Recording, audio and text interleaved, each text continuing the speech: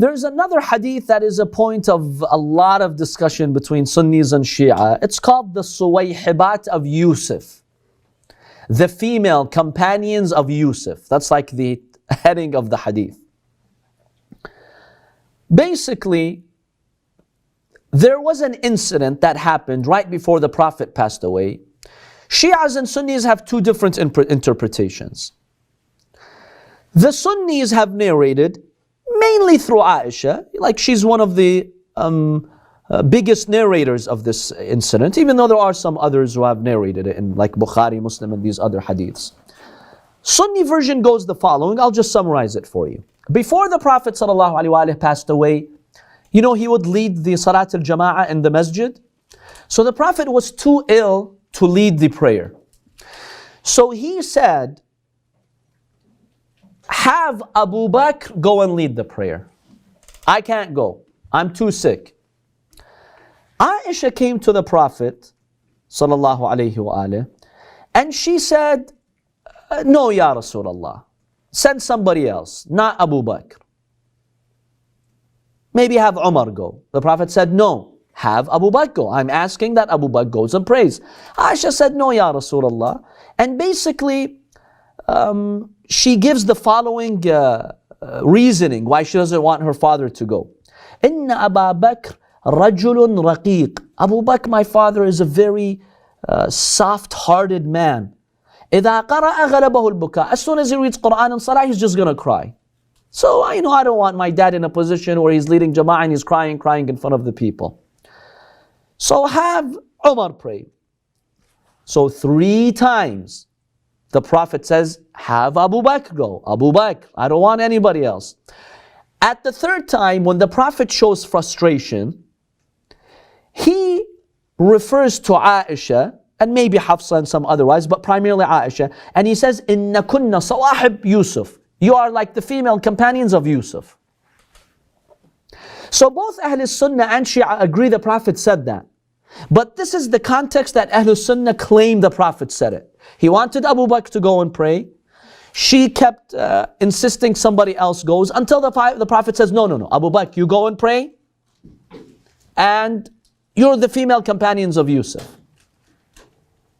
Okay. That is the Sunni narration. What is the Shia narration? The Shia version of what happened, the Prophet was ill, so he couldn't pray. Aisha overheard that the Prophet is ill, he cannot pray, and that he's going to appoint someone to lead the prayer. So without instruction from the Prophet, what did she do? She sent word to her father Abu Bakr, go and lead the prayer. To make it seem in front of Muslims that it's a request from the Prophet. So she sends him word, he goes and he actually stands in the first line to lead the prayer.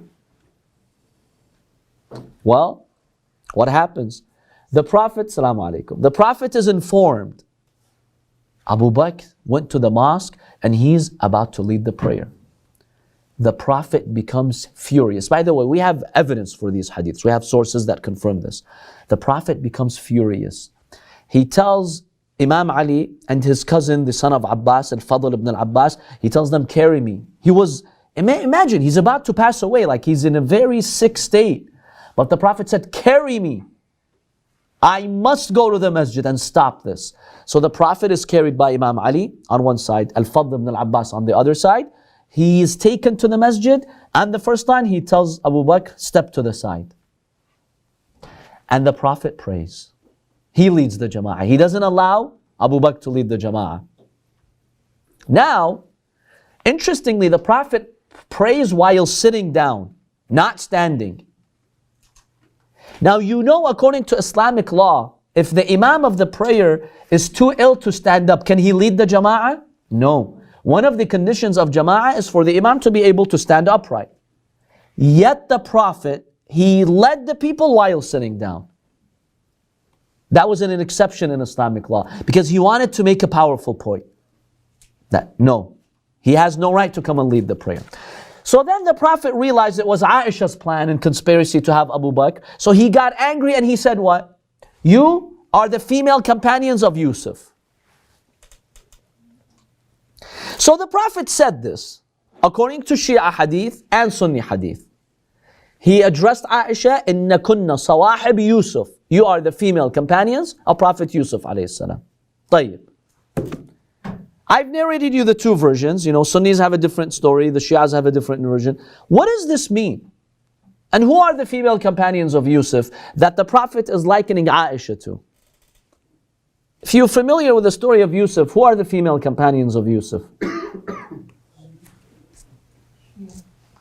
Remember how Zulaykha, when people found out that she's in love with Yusuf and she made this whole thing, this whole conspiracy, people started to blame her. Oh, you know, what a shame. A woman who's married in such an important position, she fell in love with her slave. That was, you know, shameful in that society. She got angry. She's like, okay, these women who are rebuking me, they don't know what Yusuf looks like. Let me show them. That way I'll keep them quiet. So she invites them in a very royal, nice setting. She gives them fruits and a knife. Her idea was they're going to get so distracted by Yusuf's beauty that they're going to cut themselves. It was all planned by her.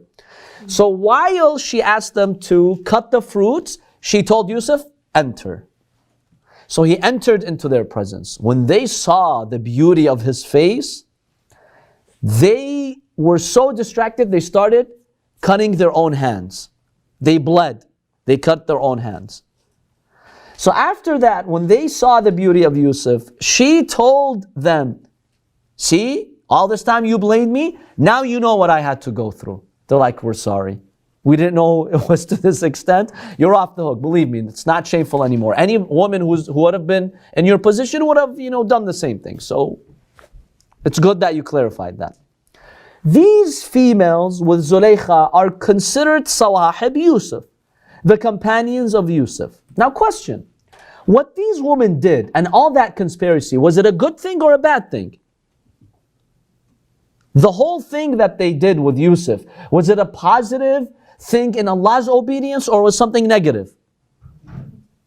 Something negative, of course. Because Zulaykha wanted to justify her sin. And then they encouraged her, and it's after that that they decided to jail him. They told him, look, either you come and you let us do what we want to do with you, or we're throwing you in jail. He says, no, I'd rather go in jail. So what they did, was it decent in God's obedience, or was something indecent? Indecent. So if the Prophet says, Aisha, you're like those females, is he praising her as Ahlul Sunnah claim? Or is he basically rebuking her? What do you say? He's rebuking her. It's very obvious. So we have in Sahih works the Prophet rebuking Aisha. Now what's Ahlul Sunnah's explanation then? Why did he say that to her? This is what Ahlul Sunnah say. Basically,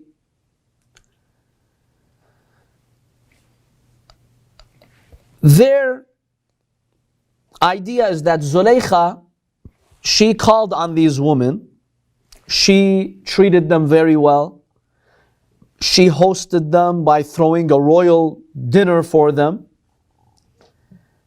and she wanted them to, not rebuke her for loving Yusuf. Similarly, Aisha wanted, to show that she's concerned about her father, Abu Bakr, and that the Muslims would not hear Abu Bakr crying in the salah, so people would not feel negative towards her father, Abu Bakr. Because maybe some people say, oh, he's crying in the salah. Maybe some people will make an issue out of it. So out of her concern for her father's reputation, she tried to stop Abu Bakr from going to pray, and she said, let's let Umar go. Similarly, Zulaykha wanted to save her reputation because people were talking negatively about her and the love story with Yusuf, so she did what she did. So this is Ahlul Sunnah's interpretation, basically. Do you find that reasonable? It was still wrong.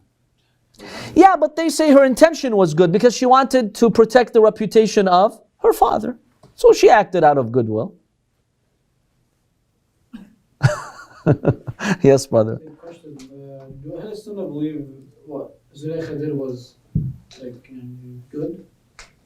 What's their view? Do they have the same view as us? See, they're just saying, look at the comparison here. It doesn't matter who did good or bad. Zulaykha wanted to exonerate her reputation, right? Save her reputation. Ayesha wanted to save Abu Bakr's reputation. That's the analogy, and that's enough for the Prophet to compare them. That's their argument. Doesn't matter what Zulaykha, whether what she did is right or wrong. The point is, what she did was to save somebody's reputation, herself in that case. Ayesha wanted to save her dad's reputation. So when the Prophet says, "Inna kunna la Suhayyibat Yusuf," you are the female companions of Yusuf, the Prophet is indirectly saying, okay, I get it, you want to save your dad's reputation. That's their argument. Does it hold? Yes, brother. In both stories, the Shia and the Sunni, what's the tafsir of inna kunna? He's not talking to Aisha, but itself. Okay, so basically, inna kunna is a plural pronoun. What is meant is only a person, Zulaykha. Right? Zulaykha was one person, but because, she acted with a group, you would refer to her in a plural sense. Similarly, the Prophet meant Aisha specifically, but he says, you guys, meaning this party, this group that thinks alike like this. Sometimes in the Arabic language, you would just say it. Or sometimes the Quran tells us in some verses, الَّذِينَ قَالَ لَهُمُ النَّاسِ. Someone, one of the hypocrites came and he said something, one person, but the Quran says, the people said it. Why? To give it more significance. Or because others, the people, were okay with it. So the Quran holds them the responsibility. So we have these two versions about the prayer of Abu Bakr. But what we know is that the Prophet said this statement.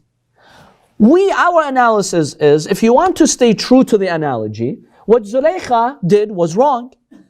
So we know what Aisha did was wrong. So to justify it is far-fetched. So why would I marry why do I marry? Why would I follow someone? Why would I follow someone and take her as a source of authority? Because remember, this is our point of discussion. We're not saying we have a personal problem with Aisha. We're just stating why we don't follow her and consider her as a source of authority. So when the Prophet has labeled her as such, why follow her? So that's the third reason why we don't follow Aisha. The first reason is Surah Al-Tahrim. We've examined that in detail.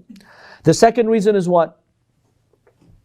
Ha huna al-fitna. In Bukhari and Muslim, the Prophet pointed to the house of Aisha and he said, from here is the fitna, from here is the fitna, from here is the fitna. Min huna haythu huna yatla'u qarnu shaytan. The horn of Satan will emerge from there. And we've presented, the analysis on that. And this is the third reason.